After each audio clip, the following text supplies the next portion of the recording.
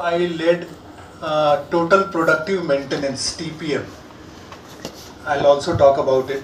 That's very interesting. So, what made me leave the company and start my own venture? I'll also talk about it. So, basically, my topic will hover around sustainability and innovation.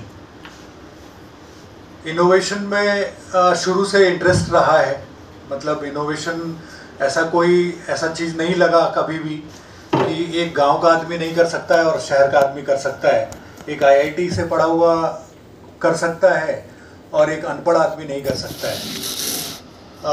I was always inspired by the illiterate ancestors, जिनको कि कुछ नहीं आता था, जिन्होंने कुछ भी नहीं पढ़ा था, लेकिन उनका इनोवेशन ही मेरे नए फाउंडेशन का एक्चुअली बेस है. तो आप लोग देखते होंगे कि जो हमारे जो पूर्वज जो पेड़ लगा के गए, पीपल का, बरगद का, उनको कभी उससे छांव मिला नहीं, लेकिन वो हमारे लिए लगा के गए. अभी के टाइम का इन्वायरमेंट और उनके टाइम का इन्वायरमेंट में there is lots of difference. We are struggling to save global warming. We are struggling for some initiative which can help reduce climate change. तो हम लोग स्ट्रगल कर रहे हैं, लेकिन वो लोग, उनके लिए फ्री फ्लो था. तो हमारा जो स्वच्छता पुकारे का जो बेस है, उसमें we work for water, waste, air, soil and energy. तो अभी का जो इनोवेशन है वो ज़्यादातर इसी एरिया में घूम रहा है, क्योंकि आपका कोई भी नया चीज़, कोई भी IoT का initiative, if it is not saving the environment, it is of no use. मैं जस्ट आपको थोड़ा एक सस्टेनेबिलिटी का एक जिस्ट देता हूँ. Sustainability has 3 pillars. To remember it, it is P and P: people, profit and planet. कोई भी सस्टेनेबल प्रोजेक्ट अगर सोसाइटी के लिए या पीपल के लिए अच्छा नहीं है तो दैट इज़ नॉट सस्टेनेबल. कोई भी प्रोजेक्ट अगर इकोनॉमी के लिए या आप कह लें प्रॉफिट के लिए अच्छा नहीं है तो दैट इज़ नॉट सस्टेनेबल. कोई भी प्रोजेक्ट अगर प्लैनेट के लिए अच्छा नहीं है या एनवायरनमेंट के लिए अच्छा नहीं है तो दैट इज़ नॉट सस्टेनेबल. तो sustainability has 3 pillars, that is people, profit and planet. ये जस्ट मैं आपको थोड़ा एक ग्लिम्स दे रहा हूँ. इसके बाद थोड़ा हम लोग शुरू करेंगे. एक और चीज़ है जो कि आजकल बहुत लोग बात करते हैं, दैट इज़ बायोडाइवर्सिटी. ठीक है ना. तो अगर बायोडाइवर्सिटी को याद रखना है तो यू रिमेंबर 3 बीज: बटरफ्लाई, बर्ड एंड बीज. अगर किसी भी इकोसिस्टम में इस तीनों में से कोई एक भी नहीं है, या तो बर्ड नहीं है, या तो बटरफ्लाई नहीं है, या तो बी नहीं है, तो आप समझ लीजिए अगर कोई कहता है कि यहाँ पे बायोडाइवर्सिटी है तो मजाक कर रहा है. तो इट इज़ नॉट बायोडाइवर्सिटी. आप अभी बाज़ार में फल खरीदते होंगे, आपको कभी कभी लगता होगा कि फल मीठा नहीं हो रहा है, बिल्कुल पानी पानी से अंदर में है. तो आप समझ लीजिए वो एक ऐसे बगीचे से तोड़ा गया है जहाँ पे कि बर्ड्स, बटरफ्लाई और बीज का जो कॉम्बिनेशन है वो सही नहीं है, इसमें से कोई एक मिसिंग है. तो ये सभी पॉलिनेटर्स हैं. इसके अलावा भी बहुत सारे पॉलिनेटर्स हैं, लेकिन most importantly these 3 bees are very important. तो हम लोगों ने जब शुरू किया ये स्वच्छता पुकारे फाउंडेशन, ये actually I was part of an expedition जिसमें कि हम लोगों ने रिवर राफ्टिंग किया था from Haridwar to Patna, 1525 kilometers. लोग 25 किलोमीटर रिवर राफ्टिंग करते हैं तो उसका लाइफ टाइम का वो देखते हैं कि जो वो ये मेरे लाइफ टाइम का बेस्ट अचीवमेंट था. मैंने 1 महीना रिवर राफ्टिंग किया continuous from Haridwar to Patna. और इस दरमियान we actually stopped at every city we came across in between: Farrukhabad, Narora, Kanpur, Varanasi, Allahabad, Buxar, Patna. इन सभी जगह पे रुक के हम लोग क्या करते थे, we used to do cleaning drive, we used to do road rallies, we used to do awareness drives in schools. तो ये करते करते ऐसा लगा कि गंगा जिसको हम माँ कहते हैं वो इतनी गंदी हो चुकी है हमारे कारणों से कि हम आस्था के नाम पे, पुण्य के नाम पे उस पर कुछ भी डालते हैं। कई मोहल्ले का नाला उसमें गिर रहा है, बायोमेडिकल वेस्ट जा रहा है, इंडस्ट्रियल वेस्ट जा रहा है उसमें हम जो भी संस्कार वगैरह के बाद जो लोग मुंडन वगैरह भी वहीं पे करवाते हैं, तो each and every waste of ours goes to river. तब मैंने उसी समय कसम खाया कि मैं अभी जाऊंगा वापस and I will start this drive in Jamshedpur also. हमारे टीम में 40 मेंबर्स थे, we were 20 male and 20 female. 40 में से 8 लोग ऐसे थे जिन्होंने एवरेस्ट पे चढ़ाई कर चुका था, जिसमें कि हमारी लीडर थी बछेंद्री पाल, प्रेमलता अग्रवाल, विनीता सोरेन, हेमंत गुप्ता, ये सभी लोग उस एक्सपीडिशन का हिस्सा थे। 2-3 आरजे थे, आईआईटी कानपुर के 2 प्रोफेसर थे, रुड़की के 1 प्रोफेसर थे, और मैं उसमें इकलौता एक एनवायरनमेंटलिस्ट था। तो मुझे लगा कि ये पूरा का पूरा जो एक्सपीडिशन है हो सकता है कि मेरे लिए ही हो, और मैंने बहुत कुछ सीखा वहाँ पे। इसके पहले भी I had some experience with rivers, क्योंकि मेरा जो फर्स्ट वर्क था मेरे इंजीनियरिंग के बाद, वो मैंने गवर्नमेंट ऑफ इंडिया में ज्वाइन किया था, और 5 साल वहाँ पे मैंने 11 नदियों के लिए काम किया था। Shipra river in Ujjain, Shivna river in Mandsaur, Bichhiya and Bihar river in Rewa. तो मध्य प्रदेश के 11 शहरों के लिए मैंने काम किया था। तो वहाँ पे मैंने नदियों का जो हाल देखा, कुछ नदियाँ ऐसी थी जिसमें कि साल के 6 महीने नदी के बेड पे खेती होता था। केवल बरसात के टाइम पे वो नदियाँ लगती थी, बाकी टाइम पे वो नाला भी नहीं रहता था, बिल्कुल ड्राई। तो उस समय से मेरे मन में नदी के लिए थोड़ा सा एक था कि इसके लिए कुछ अगर नहीं करेंगे तो आने वाले टाइम में शायद हम लोग सभी किसी काम के लायक नहीं होंगे।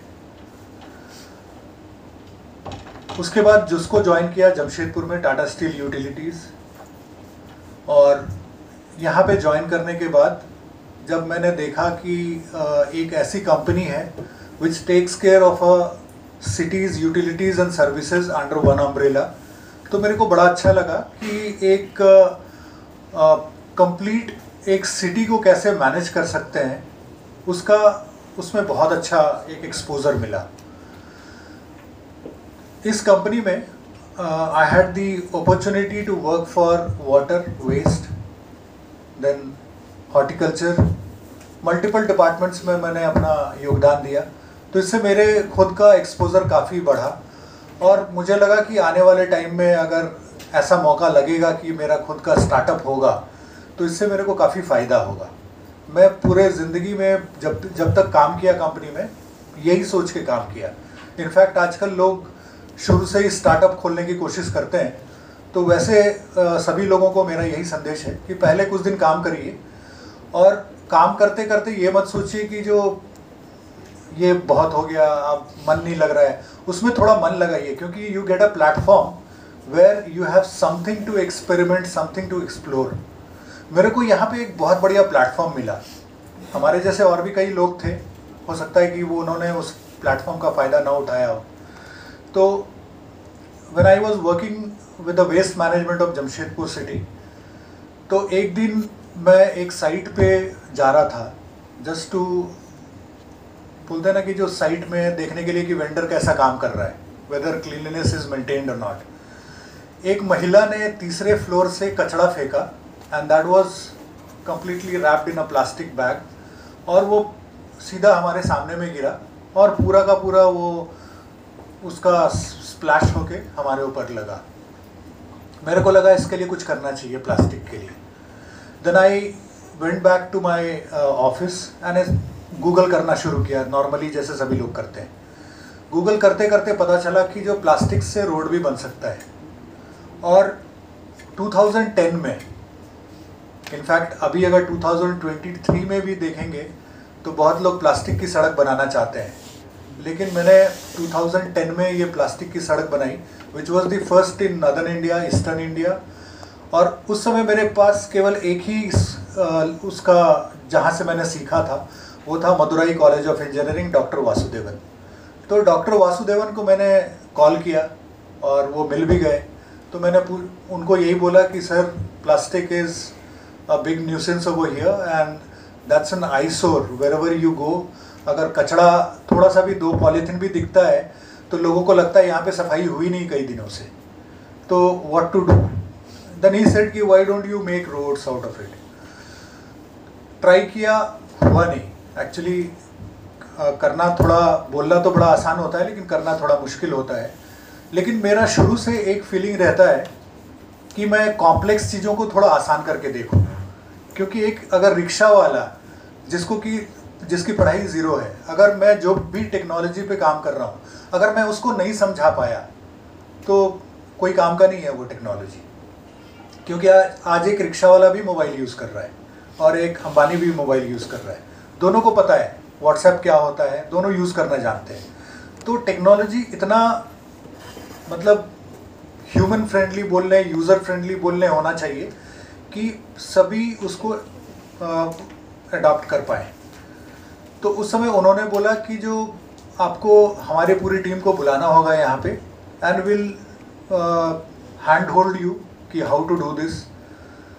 तो मैंने अपनी कंपनी में बोला कि doctor Vasudevan along with his team would like to visit Jamshedpur, अगर हम लोगों को प्लास्टिक रोड चाहिए। तो हमारे मैनेजमेंट ने मना कर दिया। तो फिर मैंने खुद से एक्सप्लोर करना शुरू किया। मैंने नदी के किनारे से प्लास्टिक्स कलेक्ट किए और अपनी कार में मैं उसके मतलब कि पीछे में 3 बोरा प्लास्टिक कलेक्ट करके रखा हुआ था। 3-4 महीने लेके घूमता रहा। जो भी मेरी गाड़ी में बैठता था तो वो यही बोलता था कि तुम्हारी गाड़ी में स्मेल किस चीज़ का आ रहा है। तो मैं बताता नहीं था कि जो प्लास्टिक है पीछे।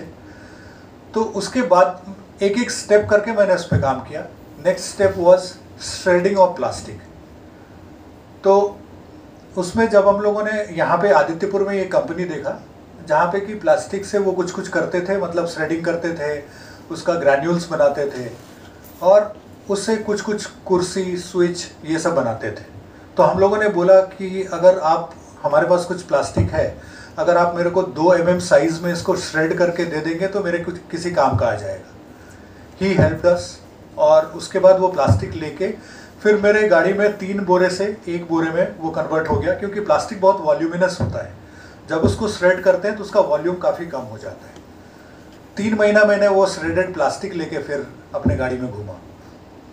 Then I started searching for road construction company who can provide me a chance to mix that shredded plastic in road mix. जहाँ पे भी जाता था वो यही बोलते थे कि आप मेरे रोड में कचरा डालोगे, मेरा रोड ख़राब हो जाएगा। और अगर रोड चला नहीं तो रोड तो एक बहुत कॉस्टली आइटम होता है, इसका करोड़ों का खर्च होता है, तो कैसे होगा।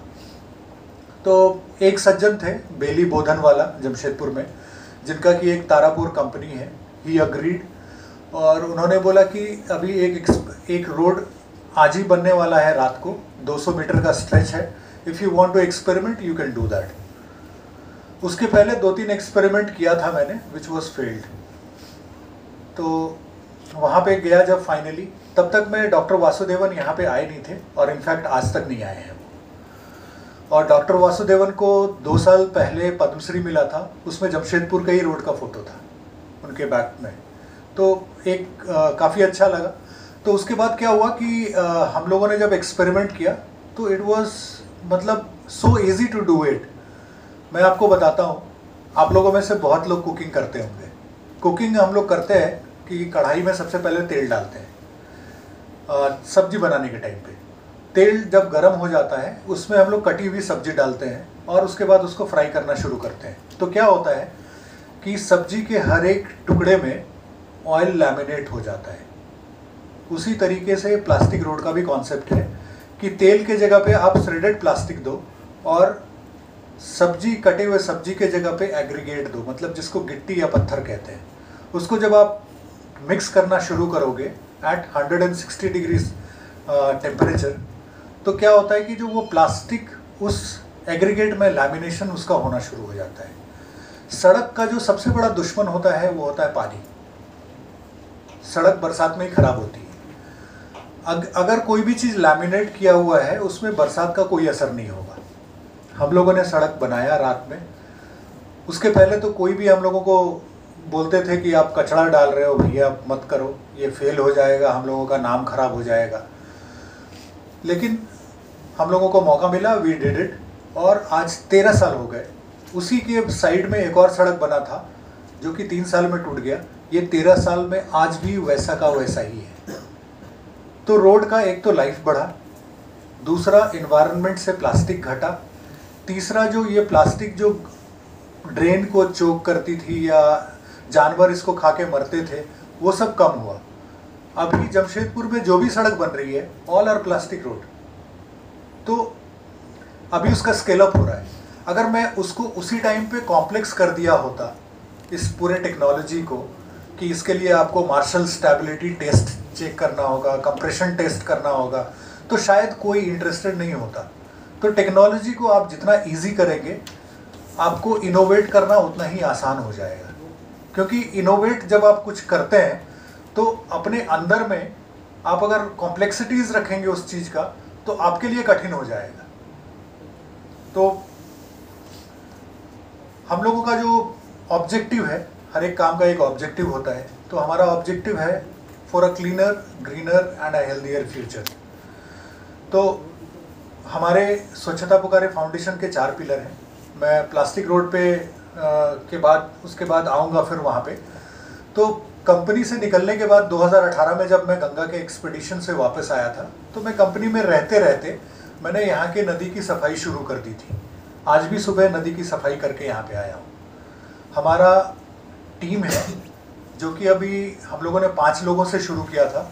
Now we are 20,000 plus number of volunteers. हम लोग Swachhata Pukare foundation is operational in 30 cities of the country at present. और कल हमारा एक सेशन है कोलकाता में, कल और 15-16 cities वहाँ पे जुड़ने वाले हैं। तो हम लोग अलग अलग नदियों की देखरेख करते हैं, जैसे नर्मदा के लिए भी काम कर रहे हैं, गोदावरी के लिए भी काम कर रहे हैं। तो ये एक दिन में नहीं हुआ। हम लोगों ने जब स्वर्णरेखा की सफाई शुरू की थी तो people use to laugh, even my colleagues, वो बोलते थे कि जो ये क्या कर रहा है, कंपनी में अच्छा खासा पैसा मिल रहा है, फिर भी पता नहीं ये क्यों नदी साफ़ करने जा रहा है, ये हमारा ही बेइज्जती करा रहा है। मेरे जो कलीग थे उनको बेइज्जती फील होता था कि ये क्यों नदी साफ़ करने जा रहा है। लेकिन जब मैं गंगा से होके आया तो मेरे को लगा कि ये बहुत छोटा काम नहीं है, ये बहुत बड़ा काम है। अगर कोई नदी की सफाई कर रहा है या कचड़े की सफाई कर रहा है, इसका मतलब एक ही चीज़ होता है, अगर आपके अंदर में कुछ भी ईगो है तो आप उसको पूरा ज़ीरो कर रहे हो। जब आपके अंदर का ईगो ज़ीरो हो जाएगा, आप में घमंड बिल्कुल नहीं रहेगा, तो you will be as pure as water. तो हमको ये लगा कि कॉरपोरेट में जो आदमी को थोड़ा सा ऐसा फील होता है कि हम जो है वही हम हैं, हम टाटा में काम करते हैं, हम पूरे सिटी के इस लेवल के ऑफिसर हैं। तो प्लास्टिक रोड करने के बाद काफ़ी सारे ऐसे इनोवेशन करने का मौका मिला। कंपनी ने भी काफ़ी चांस दिया मेरे को। जब स्मार्ट सिटी का जो गवर्नमेंट ऑफ इंडिया का प्रोजेक्ट आया था, इनफैक्ट हम लोगों ने 2 साल पहले उससे स्मार्ट सिटी वाला प्रोजेक्ट जमशेदपुर में शुरू किया था। नेटवर्क भी हमारा बिल्कुल ऐसा था जो कि इंडिया में कहीं पे नहीं था। LPWAN, long range wide area network के बारे में आप लोगों ने सुना होगा, जिसका कि रेंज काफ़ी हाई होता है और काफ़ी कम उसमें राउटर्स लगते हैं और पूरे के पूरे सिटी को कवर करता है। हमारे शहर में टाटा कम्युनिकेशन ने उसी के नेटवर्क बिछाए थे और 30 राउटर में हमारे पूरे शहर का काम हो गया था। और 30 राउटर से हम लोगों ने कम से कम 2 लाख नोड्स जोड़े थे। 2 लाख नोड्स में water meters, energy meters, gas meters, manhole के सेंसर्स, डस्टबिन के सेंसर्स, ये सभी उसी में जोड़े थे। अगर आप सोचो, अगर हम लोग GSM पे करने जाते या ब्लूटूथ से करने जाते तो कितना मुश्किल हुआ होता।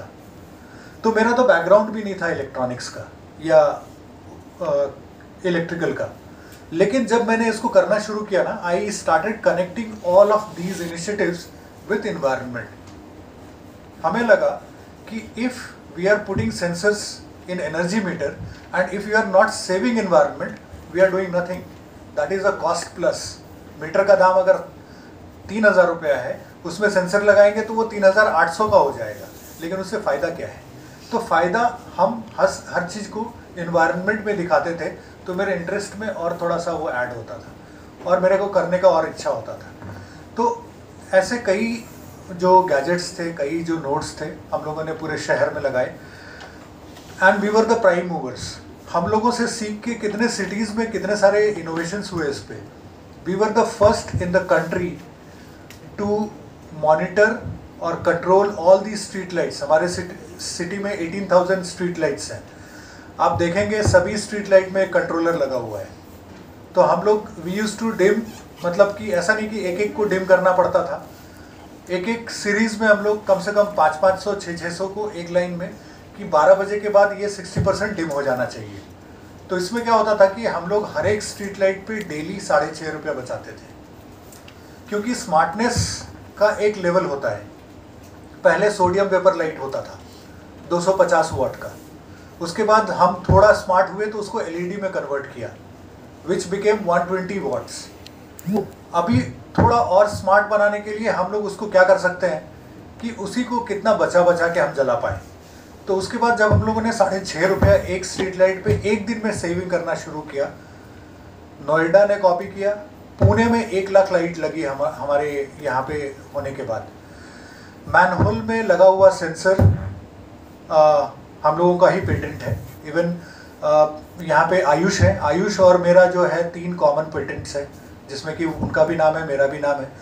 तो पेटेंट आप उसी चीज़ का ले सकते हो जिसके बारे में आपको बहुत डीप तक जानकारी है। ऐसा नहीं कि जो all of sudden you saw something on Google और आपको लगा कि मेरा भी इंटरेस्ट है, मेरे को भी कुछ करना चाहिए, और आप पहले दिन से पेटेंट की बात सोचने लग गए। तो वो ऐसे 1000 में से 999 पेटेंट ऐसे हैं जिसमें पेटेंट होने के बाद कुछ काम नहीं हुआ है। तो उसके बाद हम लोगों ने क्या किया, तो टीपीएम एक एरिया था जिसको कि मेरे को लीड करने का मौका मिला। टीपीएम एक जापानीज़ मेथोडोलॉजी है, total productive maintenance, basically machines के लिए यूज़ होता है। इसमें जस्ट मैं आपको एक एग्जांपल देता हूँ। जैसे हम लोग मोटरसाइकिल खरीदते हैं बाज़ार से, तो मोटरसाइकिल का एक लाइफ होता है 15 साल 20 साल, लेकिन आप उसको अगर सर्विसिंग ना कराओ तो उसका फोर्स्ड डिटेरियोरेशन होता है, तो पूरे गाड़ी में आवाज़ आने लगता है। तो टीपीएम क्या करता है, टीपीएम किसी भी मशीन में, किसी भी इक्विपमेंट में एक एबनॉर्मलिटी फाइंड करने का एक तरीका है। तो एबनॉर्मलिटी को खोजने के लिए जापानी लोग एक बहुत सिंपल तरीका देते हैं। जापान आप देखते होंगे कि कई बार कितने सारे आपदाओं से, इमरजेंसी से गुजरा, लेकिन आज फिर भी जापान टेक्नोलॉजी के मामले में बहुत सारे कंट्रीज से बहुत आगे है। उसका कारण यही है, उन्होंने चीज़ों को हमेशा सिंपल रखा। इवन उनके जो लाइफस्टाइल का जो तरीका है, जैसे कि आप देखोगे ओकिनावा एक जगह है जापान में जहाँ पे दुनिया में लोग सबसे ज़्यादा मतलब कि उनका लॉन्जिविटी सबसे ज़्यादा है। 120-110 साल के लोग आपको ये ऐसे मिल जाएंगे मोहल्ले में। तो उनके जीने का जो तरीका है दैट इज़ इकिगाई फॉलो करते हैं, जिसमें कि उनको जो अच्छा लगता है, जो उनके इंटरेस्ट का होता है, वही फॉलो करते हैं। और जापानीज़ का एक चीज़ होता है, वो चीज़ों को घुमा फिरा के बोलना नहीं चाहते। हमारे यहाँ ऐसी बीमारी होती है कि हम किसी भी चीज़ों को इतना कॉम्प्लेक्स करते हैं कि आगे वाला समझे कि इस बंदे में बहुत नॉलेज है। वो लोग उसको बहुत सिंपल करते हैं।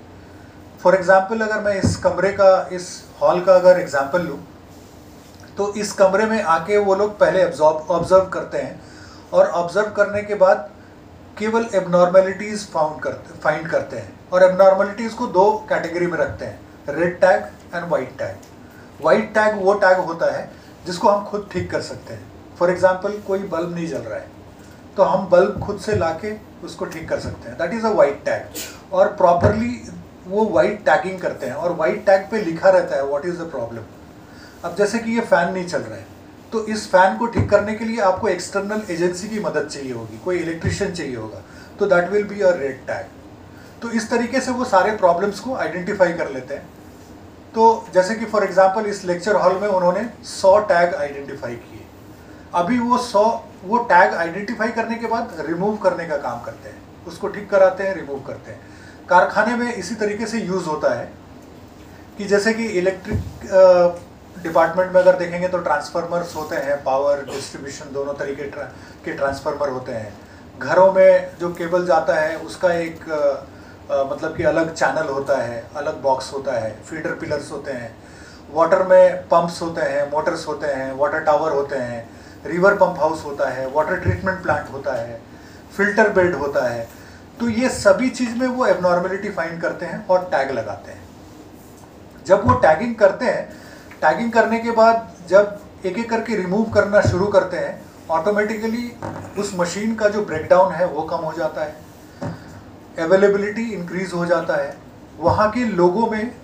और इनफैक्ट इसमें पूरे टीम को इन्वॉल्व करते हैं वो। मतलब ऐसा नहीं है कि जो मैं ही केवल टैग आइडेंटिफाई करूँगा, एक ग्रास रूट का जो वर्कर है वो भी आइडेंटिफाई करेगा, और कंपनी का जो मैनेजिंग डायरेक्टर है वो भी कभी जाता है and if he also sees some abnormal thing, he also identifies and he वो वर्कर को या सुपरवाइजर को बोलते हैं ये देखो ये एक एबनॉर्मल चीज़ है, तो उसके सामने में वो आइडेंटिफाई करके एक टैग लगा देता है।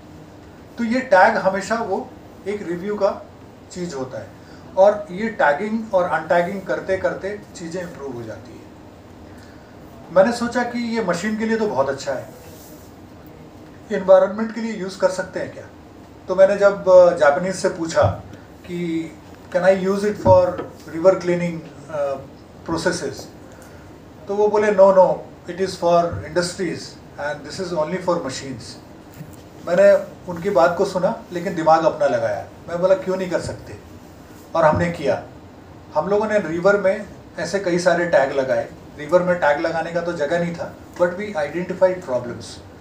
हम लोगों ने क्या आइडेंटिफाई किया, water hyacinth is a common problem through out the year. बरसात के टाइम में कुछ दिन नहीं रहता है, तो जलकुंभी जिसको हम बोलते हैं पानी में जो होता है वो आइडेंटिफाई किया। मूर्तियों का विसर्जन वो आइडेंटिफाई किया। लोगों का पूजा करने के बाद जो वहाँ पे डाल के जाते हैं वो, नदी के घाट पे मुंडन, ब्रिज से फेंकना गंदगी, तो ऐसे कई सारे टैग आइडेंटिफाई किए and we started working on all these taggings one by one. आज मतलब आपको बताते हुए बड़ी खुशी हो रही है कि इस साल हम लोग OMG ये मेरा इंडिया हिस्ट्री चैनल पे थे। जस्ट एक टैग को रिमूव करके एक सॉल्यूशन हम लोगों ने दिया जो कि दुनिया में पहला सॉल्यूशन था। We made sari from water hyacinth. आप टाइप करोगे, आप गूगल में भी देखोगे fusion sari from water hyacinth, तो हम लोगों ने किया। और उसके करने के पहले हम लोग ऐसा नहीं कि एक ही दिन में साड़ी बन गया वो, नहीं। हम लोगों ने पहले वाटर हाइसिंथ को रिमूव किया, उसको अपने, हमारा छोटा सा लैब है एक, मतलब मेरा घर ही लैब है, वहाँ पे लेके गए। उसके स्टेम के साथ, उसके लीफ के साथ, उसके रूट के साथ में थोड़ा एक्सप्लोर किया, तो पाया कि उसमें सेल्यूलोज है, हेमी सेल्यूलोज है, बहुत सारा चीज़ ऐसा देखा। और उसका जो टॉप कवर था स्टेम का, उसको जब हम लोग ड्राई करते हैं, सन ड्राई करने के बाद दैट बिकम्स पेपर। हम लोग अभी उसके पेपर से लैम्पशेड बनाते हैं, शो पीसेस बनाते हैं, नोटबुक्स बनाते हैं, और नोटबुक्स का अभी हमारा सप्लाई कम से कम 5000 एक साल का है। टाटा स्टील, टाटा मेटालिक्स, जिंदल, अदानी, ये सभी हमसे नोटबुक ले चुकी है और वो अपने कॉरपोरेट गिफ्ट में उसको देती है। लैम्पशेड्स हम बनाते हैं जो कि यहाँ से यूरोप तक जा चुका है। तो आप यूरोप में कोई भी चीज़ अगर अच्छी क्वालिटी का ना हो तो यहाँ से आपको दिल्ली तक पहुँचेगा नहीं वो। तो हमारा जो प्रोडक्ट है वो यूरोप में भी सेल हो रहा है। जब हम लोगों ने साड़ी बनाया, तो साड़ी बनाने के बाद उसके पहले क्या था कि जब हम लोग उसका पेपर निकाल लेते थे और वो ड्राई हो जाता था, तो वी यूज्ड टू सी कि यहाँ पे कुछ कुछ धागा टाइप का कुछ उसमें दिखता था, मतलब जैसे जूट में होता है ना उसका रस्सी, उस टाइप का कुछ दिखता था। तो हम लोग उस पूरे के पूरे स्टेम को लेके गए यूनिवर्सिटी, टेक्सटाइल यूनिवर्सिटीज़, आपको कैलकाटा का, शांतिपुर का, एक दो जगह पे लेके गए। दे सेड कि इट इज़ नॉट पॉसिबल, तो उनका काम वहीं तक था। लेकिन हम लोग आए और जब हम लोगों ने उसका केमिकल कॉम्पोजिशन देखा उसके अंदर में जो चीज़ है, I was very much confident कि ये होगा ही होगा। और धीरे धीरे करते करते, और ये इनोवेशन किसने किया आपको बता दूं, एक अनपढ़ महिला ने। मुसाबनी एक गांव है, एक मतलब एरिया है यहीं पे, यहाँ से हार्डली 30-40 किलोमीटर होगा। वहाँ पे एक ग्रुप ऑफ वीवर्स हैं जो कि कई सालों से उस काम को छोड़ के किसी दूसरे खेती वेती में लग गई थी। तो मुझे पता चला कि ये लोगों को धागा वागा का आइडिया है, तो एक बार इनसे जाके मिलते हैं। जब उनसे मिले और उनको सैंपल दिया तो मैं उनको बोला कि जो आप इससे कुछ देखिए एक बार, अगर धागा निकाल के निकल सकता है तो 1-2 महीने के अंदर में वो मेरे से कुछ केमिकल मंगवाई, हाइड्रोजन परऑक्साइड, फिर साबुन, कुछ इस टाइप का चीज़ मंगवाई और मेरे को बुलाई, बोली कि हाँ बाबू निकल गया। तो मेरे को ये लगा कि उतने हाईली एजुकेटेड प्रोफेसर्स जिन्होंने बोला मेरे को कि ये नहीं होगा और ये एक अनपढ़ महिला ने कर दिया, तो मतलब आप देखिए इनोवेशन कहाँ पे है। तो इनोवेशन वहीं से आता है जहाँ पे भी आप देखेंगे ना, आप जैसे ही किसी भी चीज़ में ग्रास रूट में लेवल में थोड़ा डीप जाके काम करने लगेंगे तो आपको हर एक चीज़ में इनोवेशन दिखेगा, नया आइडिया दिखेगा। मैं ये नहीं कहता कि वो जो प्रोफेसर थे उनको इसका आइडिया नहीं था, लेकिन एक होता है मेंटल ब्लॉक। हमने ट्राई किया, हमसे नहीं हुआ तो नहीं हो सकता है, लेकिन हमें जिद थी कि करना है। और आज इस साल हम लोग 1000 साड़ी बना रहे हैं, अभी तक में 200 साड़ी ऑलरेडी मार्केट में है। और इसका भी हम लोगों को, इसको वीगन साड़ी के कैटेगरी में रखते हैं हम लोग। और तनायरा, ये सभी जितने भी बड़े बड़े ब्रांड्स हैं, इन सभी लोगों ने हम लोगों के साथ में ऑलरेडी कोलैबोरेशन किया है और मतलब कि एक अग्रीमेंट भी साइन किया है कि आपकी साड़ी को हम इतने अमाउंट में खरीदेंगे और आपको हम इतना रुपया देंगे, उसके आगे जितना भी बेचे इससे आपको कोई मतलब नहीं होना चाहिए। तो हम लोगों का जो कॉस्ट है वो 2500 का है, लेकिन वो लोग, कई लोग 8000-9000 में भी इसको बेचेंगे। तो आपको जब 10,000 रुपये की ये साड़ी मिलेगी तो आश्चर्य मत करिएगा। तो ये उनका मार्जिन होता है। हम लोगों को बनाने में हार्डली 1500 रुपये लगता है और ये पूरा का पूरा 1500 का 95% हम लोग देते हैं जो साड़ी बनाते हैं उनको। और ये सारे जो साड़ियाँ हैं 100% हैंडलूम वाले हैं, नो पावर लूम। तो इससे एक तो उन लोगों को भी रोजगार मिल रहा है जो कि अपना काम धंधा बंद करके दूसरे कामों में लगे थे। और अभी इस वाटर हाइसिंथ के काम से हमारा एनजीओ जस्ट 1 साल पुराना है और हम लोगों को अभी तक 1 रुपया भी किसी से डोनेशन नहीं मिला, क्योंकि हमारा मकसद ही नहीं था डोनेशन लेना। क्योंकि हमारे कोर में ही इनोवेशन था कि हर साल एक कम से कम हम लोग नया चीज़ इनोवेट करेंगे और सोसाइटी को देंगे। तो सोसाइटी को जब हम अच्छा चीज़ देंगे, जब लोगों का कल्याण होगा तो हमारा भी सब कुछ अच्छा ही रहेगा। तो इसमें हम लोग 550 फैमिली को एम्पावर कर रहे हैं, उनका रोजी रोटी इसी रोजगार से चल रहा है। तो 1 साल के अंदर में हम लोग इस मुकाम तक पहुंच गए। अभी मैं आपको इस फील्ड में ही, मतलब कि मैं अभी आपको वाटर हाइसिंथ की बात किया, तो water hyacinth was one of the abnormalities जो हम लोगों ने टीपीएम के लेसन के थ्रू आइडेंटिफाई किया। दूसरा एबनॉर्मेलिटी है नदी में मूर्ति का विसर्जन। लोग उसको आस्था से जोड़ते हैं, लेकिन क्या है कि हम लोग, जब हमारे पूर्वज ये करते थे and when they used to immerse idol in water, that time the idols were made of clay और it did not contain any chemicals, hazardous materials, कुछ भी नहीं clay ये उसमें रहता था। लेकिन अभी वो पीओपी का बनता है, अभी उसमें मतलब क्रोमियम बोल लीजिए, लेड बोल लीजिए, मतलब कि ऐसे हार्डली जो भी, मतलब कि वो जो केमिकल जो हमारा वो क्या बोलते हैं उसको, वो एटॉमिक जो टेबल होता है हमारा, जिसमें 108 केमिकल्स मतलब कि एलिमेंट्स होते हैं, पीरियोडिक टेबल, एग्जैक्टली। उसमें जो सबसे लास्ट वाले होते हैं, जो सबसे खतरनाक होते हैं, हाईली, मतलब कि उसको बोल सकते हैं आपको हाईली एक्टिव एलिमेंट्स, तो वो सभी आपको मिलेंगे अभी उस केमिकल में। तो हम लोग क्या कर रहे हैं ना कि अपने आने वाले जनरेशन के पीने के पानी में जहर मिला रहे हैं, and we are used to it. हम लोग उसको आस्था से जोड़ते हैं, और हम लोगों ने इसको रोका यहाँ पे। फर्स्ट ईयर जब हम लोगों ने काम शुरू किया 2018 में, तो more than 700 idols we took out from water.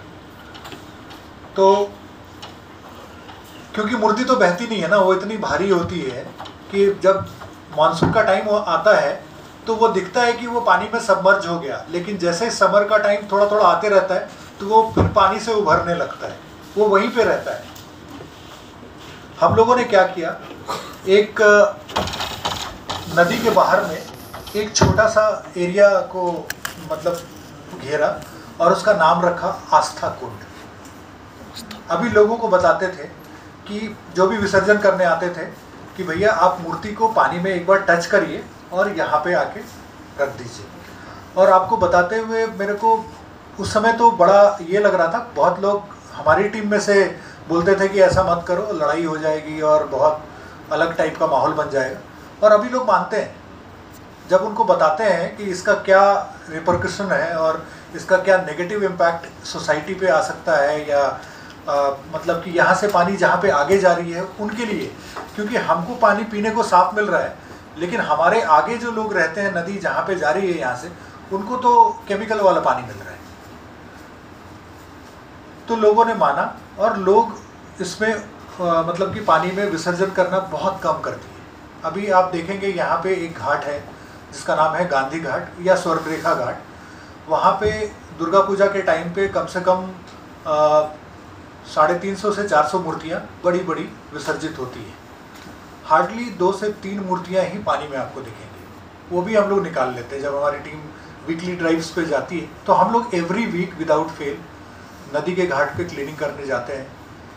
100-50 इस हिसाब से हम लोग यहाँ पे वॉलंटियर्स पहुँचते हैं। और वॉलंटियर्स कलकत्ता में भी हैं, देवघर में है, खड़गपुर में है, बैंगलोर में है, हमारा चैप्टर पुणे में है। तो ये सभी जगह स्वच्छता पुकारे के नाम से वो लोग ऑपरेशनल है। रेप्लिकेट करना बड़ा आसान है हमारा जो मॉडल है। हम लोग जनरली क्या होता है कि ऐसे जितने भी क्लीनिंग ड्राइव्स होते हैं, लोग फ़ोटो खिंचवाने के लिए ज़्यादा जाते हैं। जितने भी क्लब्स वगैरह होते हैं वो उसमें अटैच होते हैं।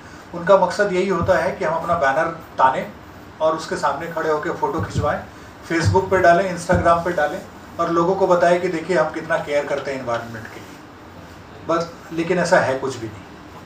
हम लोग क्या करते हैं कि हम लोग जब भी क्लीनिंग ड्राइव करते हैं वहाँ पे अपने तरफ से नाश्ते का भी कोई इंतज़ाम नहीं रखते, पानी का कोई इंतज़ाम नहीं रखते, ना किसी को ग्लव्स देते हैं, ना किसी को मास्क देते हैं, ना किसी को कोई टूल्स देते हैं।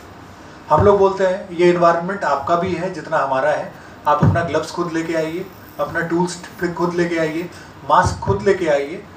वो क्या होता है कि जो पहले ही दिन वही लोग आते हैं जिनके अंदर से सोसाइटी के लिए या इन्वायरमेंट के लिए कुछ करने का मन होता है।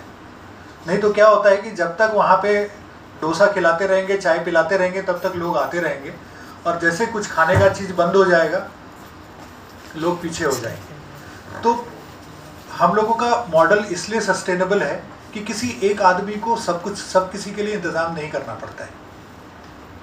तो इसके बाद टीपीएम से हम लोगों ने बताया, जैसा कि दूसरा जो हम लोगों ने एबनॉर्मल चीज़ जो आइडेंटिफाई किया, दैट वाज आइडल इमर्शन। तीसरा जो एबनॉर्मल चीज़ था वो था एफोरेस्टेशन रिवर बैंक्स पे। आप देखते होंगे कि फ्लड प्लेन्स काफ़ी बन गए हैं नीचे में, जहाँ पे भी नदी पहाड़ से जब नीचे आती है तो वहाँ पे पूरा का पूरा हर साल फ्लड आता ही आता है। तो वो उसका कारण एक ये भी है कि जो हम लोगों ने पेड़ काट दिए और पूरा का पूरा जितना रिवर का बैंक है वो पूरा समझ लीजिए गंजा हो गया, एकदम कुछ बचा ही नहीं वहाँ पे। हम लोगों ने वहाँ पे क्या किया, सीड बॉल्स फेंकने शुरू किए। अभी आप 6.5 किलोमीटर का स्ट्रेच अगर देखेंगे, दो मोहानी घाट से लेके गांधी घाट तक, हम लोगों ने यहाँ पे कम से कम 6 लाख सीड बॉल फेंके 3 साल में। और वो सभी के सभी पेड़, हम लोग क्लेम तो नहीं करते कि 100% उसका जर्मिनेशन है, लेकिन 25% भी अगर जर्मिनेशन देखते हैं, बरसात के टाइम में थोड़ा ज़्यादा होता है, तो वो पूरा का पूरा जो पेड़ का है अभी आपको दिखेगा, पूरा ग्रीन दिखेगा। तो वहाँ पे कभी बाढ़ नहीं आ सकता है, उसके दूसरे तरफ कभी पानी जा नहीं सकता है, क्योंकि ये सभी एक बैरियर्स हैं। तो हम लोगों ने एफोरेस्टेशन किया। ये तभी कर पाए जब हम लोगों ने एबनॉर्मेलिटी को आइडेंटिफाई किया। हम तभी अपने मैथमेटिक्स को सुधार पाएंगे जब मेरे को लगेगा कि मेरा ट्रिगोनोमेट्री और मेरा अलजेब्रा ठीक नहीं है और इसकी वजह से मेरा एग्ज़ाम ख़राब हो सकता है। हमको जब तक ये फील होगा अरे मेरा मैथमेटिक्स तो बहुत ज़बरदस्त है, तब तक शायद हम उस पर काम नहीं कर पाएंगे। तो एबनॉर्मेलिटी फाइंड करने का एक ही यही मकसद था कि हम उस पर काम कर सके, हम उस पर एक्ट कर सके। ऐसे कई सारे चीज़ें थी। प्लास्टिक बॉटल्स थे। प्लास्टिक बॉटल पे हम लोग अभी प्लास्टिक बॉटल से टी शर्ट्स कैप्स बनाते हैं। अभी हमारा सप्लाई नाइकी को भी होता है। हम लोग अभी लास्ट 3 महीना पहले 900 टी शर्ट नाइकी को बेचे हैं। जोधपुर रेलवे स्टेशन पे आप जाएंगे, हमारे बनाए हुए टी शर्ट्स, आप सोचिए 1 साल में हम लोगों ने कितना किया। तो हमारा हर 1 साल के अंदर में हम लोगों ने कम से कम 19 कंपनी के साथ में कोलैबोरेशन किया है। और हम लोग ऐसी कंपनियों के साथ में काम करते हैं, ऐसे टेक्नोलॉजीज पे काम करते हैं जिसपे लोगों ने अभी तक सोचा नहीं है। हमारा एक कोलैबोरेशन है जिसका नाम है जेंटारी, GENTARI। आप लोगों ने मलेशिया में पेट्रोनस टावर सुना होगा, वो इसी कंपनी का है वो टावर। और हम लोगों की कंपनी ये जो जेंटारी है ये $9 बिलियन की कंपनी है। फॉर्चून 500 में 158 रैंक है इसका। और पेट्रोनस ग्रुप की है। पेट्रोनस लुब्रिकेंट की दुनिया की नंबर 1 कंपनी है, आप लोग में से बहुत लोग जानते हो। इंडियन ऑयल, ONGC मतलब इसके कस्टमर्स हैं इंडिया में। तो हम लोग इनके साथ में रिन्यूएबल एनर्जी पे भी काम करते हैं। तो हम लोग सोलर पे भी काम कर रहे हैं, हम लोग विंड में काम कर रहे हैं, हम लोग ग्रीन हाइड्रोजन पे भी काम करते हैं। क्योंकि हमें नहीं लगता कि जो ग्रीन हाइड्रोजन एक बहुत बड़ा तोप चीज़ है। हम तीसरे क्लास में ही पढ़ते थे इलेक्ट्रोलाइसिस करने से ये होता है। बस उसी नॉलेज को थोड़ा और संवारना है, उसी को ठीक करना है, कोई बहुत तोप चीज़ नहीं है। हम लोग क्या करते हैं कि किसी भी नई चीज़ों को जैसे हम लोग आते हैं उस पर ध्यान देते हैं तो हमको लगता है अरे ये तो बहुत अलग लेवल का है। For example carbon footprint, climate change, जहाँ पे भी बात होती है हम वहाँ से साइड हो जाते हैं। क्योंकि हमें तो पता है केवल ग्लोबल वार्मिंग, कि सी लेवल राइज कर रहा है, आइस मेल्ट हो रहा है, ग्लोबल वार्मिंग हो रहा है, बस। उसके आगे कोई भी कुछ बात करता है कि कार्बन फुटप्रिंट जो है ज़्यादा नहीं होना चाहिए, लोगों को कार्बन क्रेडिट पे ध्यान देना चाहिए, तो हम लोगों को समझ में नहीं आता। तो हमको लगता है कि ये बहुत बड़े बड़े लेवल की बात है। बहुत सिंपल बात है। 1 टन कार्बन डाइऑक्साइड अगर एटमॉस्फेयर में जाता है तो दैट इज़ 1 कार्बन फुटप्रिंट, ठीक है। और 1 टन कार्बन डाइऑक्साइड को जब हम एटमॉस्फेयर में जाने से रोकते हैं किसी अल्टरनेटिव सोर्स ऑफ एनर्जी को यूज़ करके, दैट इज़ 1 कार्बन क्रेडिट। बड़ा सिंपल होता है। तो चीज़ों को जब आप बहुत सिंप्लीफाई करके सोचेंगे, समझेंगे, तो आपको उसमें बहुत सारे ऐसी चीज़ नज़र आएंगे जिसमें आप वाकई में कुछ कर सकते हैं आगे। आपको बेसिक से समझ में नहीं आएगा तो आप उसमें इनोवेशन क्या करेंगे, है ना। आपको हमेशा लगेगा कि अरे इस पे करना है, इस पे थोड़ा पढ़ना है। मैं बहुत सारे अपने स्टूडेंट्स को बोलता हूँ, अभी तो स्टूडेंट्स नहीं है, पहले जब कंपनी में काम करता था तो काफ़ी सारे इंटर्न आते थे, तो मैं उनको जब भी पूछता था कि इस पे कुछ काम किया तो वो बोलते थे कि जो अभी पढ़ना पड़ेगा, इस पे देखना पड़ेगा। तो मुझको समझ में आ जाता था। पढ़ना तब पड़ता है जब आपका कॉन्सेप्ट बिल्कुल क्लियर है और आपको पता है कि आपको क्या क्या पढ़ना है। अगर आप ज़ीरो से पढ़ना शुरू करोगे और आपको लगता है कि आप उसमें फिर इनोवेशन करोगे, पॉसिबल ही नहीं है, मतलब अपने आप को धोखा दे रहे हैं। तो हम लोगों का जो एरिया है स्वच्छता पुकारे फाउंडेशन का, हम लोग 5 एरिया में काम करते हैं: वाटर, वेस्ट, एयर, सॉइल और एनर्जी। वाटर में हम लोग ये रिवर का क्लीनिंग ड्राइव है। उसके बाद वेस्ट वाटर पे हम लोग काम करते हैं। वेस्ट वाटर पे हम लोगों ने अभी एक टेक्नोलॉजी पे काम शुरू किया है।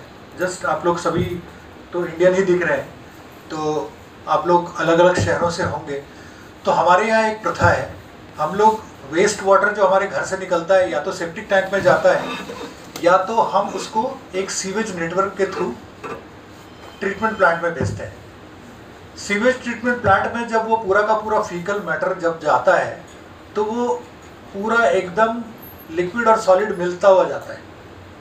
जहाँ जहाँ पे भी एक्सपोज होता है वहाँ पे स्टिंक आप लोग को आता होगा, तो आप लोग को लगता होगा कि यहाँ पे ये सैनिटेशन ठीक नहीं है। स्वीडन में क्या करते हैं पता है? आज से 40 साल से वो सॉलिड को सोर्स पे सेपरेट करते हैं। उनका सॉलिड लिक्विड सेपरेटर है। इंडिया के लिए आज के टाइम पे इनोवेशन है ये, वहाँ के लिए ये एक पुरानी बात है। वो लोग सॉलिड को सोर्स पे सेपरेट करते हैं, लिक्विड को वो ट्रीटमेंट प्लांट में भेजते हैं। अब आप सोचिए कि सॉलिड को हटा के केवल लिक्विड को अगर आप ट्रीट करेंगे तो आपका केमिकल भी कम लगेगा, आपके प्लांट की कैपेसिटी भी बढ़ जाएगी, आपका जो रेसिड्यू है, जो आपका जो आउटपुट है एज अ मैन्योर, वो भी बहुत कम निकलेगा, उस मैन्योर को कोई लेता नहीं है, तो आपके प्लांट का कैपेसिटी बढ़ेगा। ये सब छोटा छोटा नॉर्मल इनोवेशंस है जो कि हम लोग अपने घरों में भी देखते हैं कि ऐसा प्रॉब्लम होता है।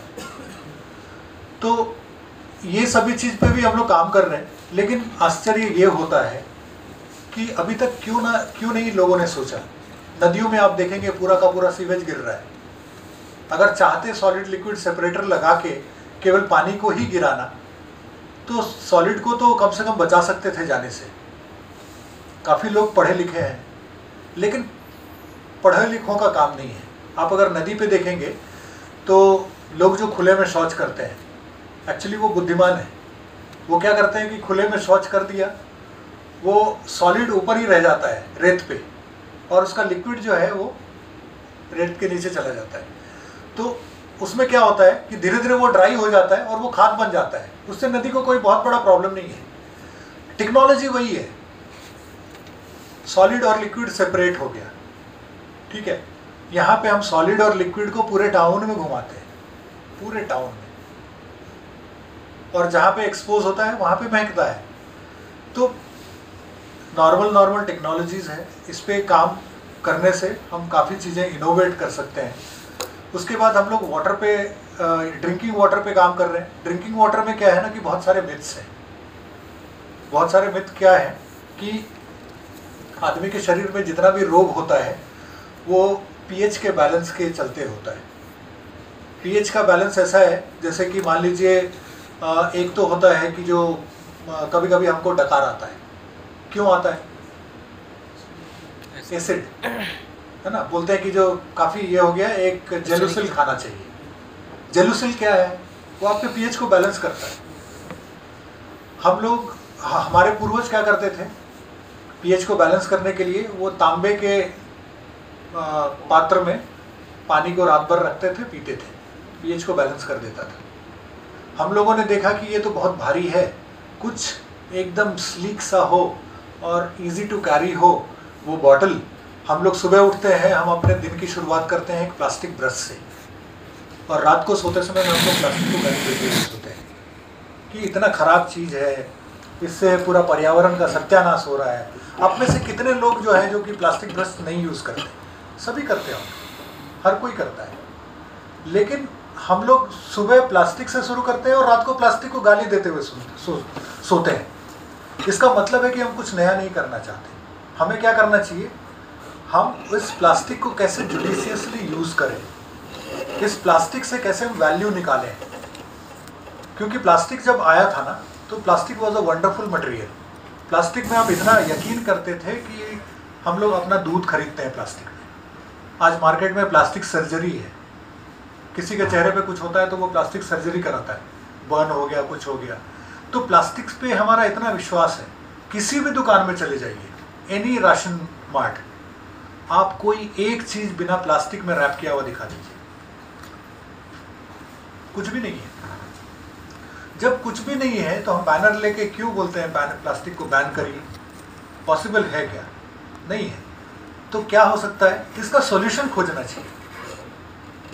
जो टेक्नोक्रेट हैं, जो हमारे और आपके जैसे लोग हैं, हम लोग अगर सॉल्यूशन नहीं खोजेंगे तो पॉसिबल नहीं है। फिर ये प्रॉब्लम बढ़ता जाएगा। आज पैसिफिक ओशन का नाम बहुत लोग प्लास्टिक ओशन भी कहते हैं उसको, मतलब उसका नाम रिक्रिस्टेंड होके ये प्लास्टिक ओशन हो गया।